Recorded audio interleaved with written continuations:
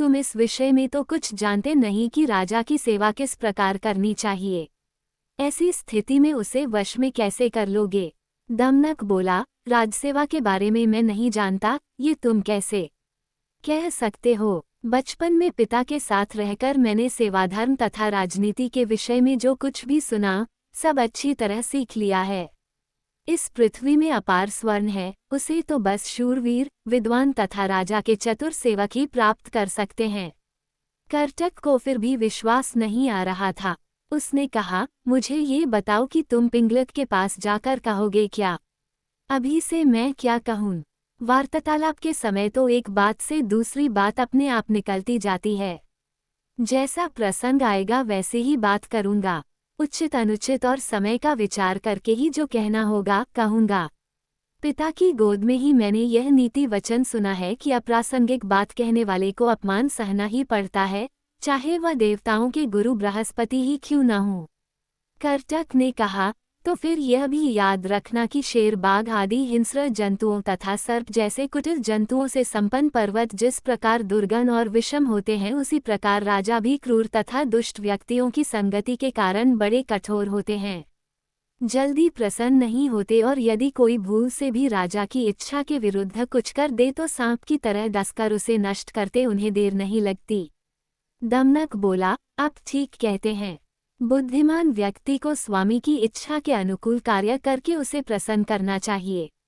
इसी मंत्र से उसे वश में किया जा सकता है। कर्टक ने समझ लिया कि दमनक ने मन ही मन पिंगलक से मिलने का दृढ़ निश्चय कर लिया है। वह बोला, ऐसा विचार है तो अवश्य जाओ। बस मेरी एक बात याद रखना कि राजा के पास पहुंचकर हर समय सावधान रहना। तुम्हारे साथ ही मेरा भविष्य भी जुड़ा है। तुम्हारा पथ मंगलमय हो। कर्टक की अनुमति पाकर दमनक उसे प्रणाम करके पिंगलक से मिलने के लिए चल पड़ा। सुरक्षा के लिए व्यूह के बीचों बीच बैठे पिंगलक ने दूर से ही दमनक को अपनी ओर आते देख लिया। उसने व्यूह के द्वार पर नियुक्त प्रहरी से कहा, मेरे पूर्व महामंत्री का पुत्र दमनक आ रहा है। उसे निर्भय प्रवेश करने दो और उचित आसन पर बैठाने का प्रबंध करो। दमनक ने बेरोक टोक पिंगलक के पास पहुंचकर उसे प्रणाम किया। साथ ही उसका संकेत पाकर वह निकट ही दूसरे मंडल में बैठ गया। सिंहराज पिंगलक ने अपना भारी पंजा उठाकर स्नेह दिखाते हुए दमनक के कंधे पर रखा और आदर के साथ पूछा, कहो दमनक, कुशल से तो रहे? आज बहुत दिनों के बाद दिखाई पड़े, किधर से आ रहे हो?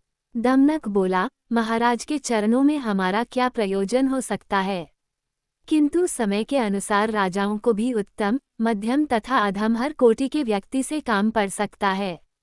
ऐसे भी हम लोग महाराज के सदा से ही सेवक रहते आए हैं। दुर्भाग्य से हमें हमारा पद और अधिकार नहीं मिल पाया है, तो भी हम आपकी सेवा छोड़कर कहाँ जा सकते हैं। हम लाख छोटे और असमर्थ सही, किंतु कोई ऐसा भी अवसर आ सकता है जब महाराज हमारी ही सेवा लेने का विचार करें। पिंगलक उस समय उद्विग्न था। बोला, तुम छोटे बड़े या समर्थ असमर्थ की बात छोड़ो दमनक। तुम हमारे मंत्री के पुत्र हो, अतः तुम जो भी कहना चाहते हो निर्भय होकर कहो। अभयदान पाकर भी चालाक दमनक ने राजा के भय के विषय में सबके सामने बात करना ठीक नहीं समझा। उसने अपनी बात कहने के लिए एकांत का अनुरोध किया। पिंगलक ने अपने अनुचरों की ओर देखा।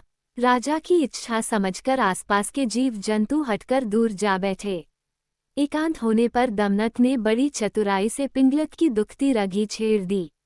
बोला, स्वामी, आप तो यमुना तट पर पानी पीने जा रहे थे, फिर सहसा प्यासे ही लौटकर इस मंडल के बीच इस तरह चिंता से व्यग्र होकर क्यों बैठे हैं?